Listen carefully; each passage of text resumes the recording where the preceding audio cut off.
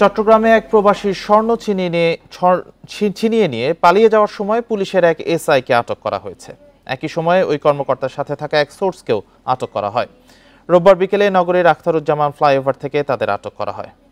নগদে 500 টাকা বা তার বেশি পেমেন্টে পেতে পারেন ঢাকায় জমিসহ 20 কোটি টাকার পুরস্কার।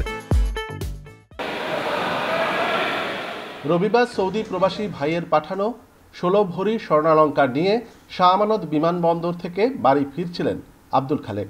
নগরীর টাইগার পাস এলাকায় পুলিশ পরিচয়ে তাকে বাস থেকে নামিয়ে অটোরিকশায় তোলে দুই ব্যক্তি। পরে স্বর্ণালংকার কেড়ে নিয়ে নামিয়ে দেওয়া হয় আখতারুজ্জামান ফ্লাইওভারে।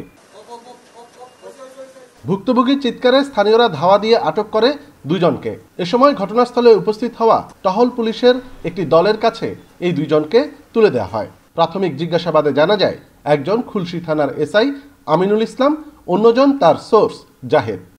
যে আমিনুল পুলিশ আমার সাথে আছে, আমি তো সারি নাই, আমার সঙ্গে এর কাছে আছে, আমি পাশাপাশি থাকছি দিয়ে আমার কুপির উপরে উঠেছি, তোমার সালাম দেবো, আমার সালাম কিলে দিবি, দেখে আমার সোরা মাল নাকি আর কি মাল কথা না, তোমার সোরা মাল লোক যাক, তোমার সালাম আমি সালাম দিলে আমার থানা নিয়ে যা, এরকম বলছে ফাসলে থানা নেই। ঠিক আছে, ফাসলে থানা নেই। এ বিষয়ে খতিয়ে দেখার কথা জানিয়েছেন পুলিশের ঊর্ধ্বতন কর্মকর্তারা।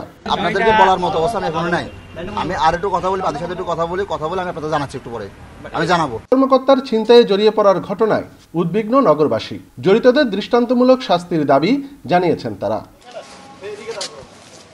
অনুপম শীল, ইন্ডিপেন্ডেন্ট নিউজ, চট্টগ্রাম।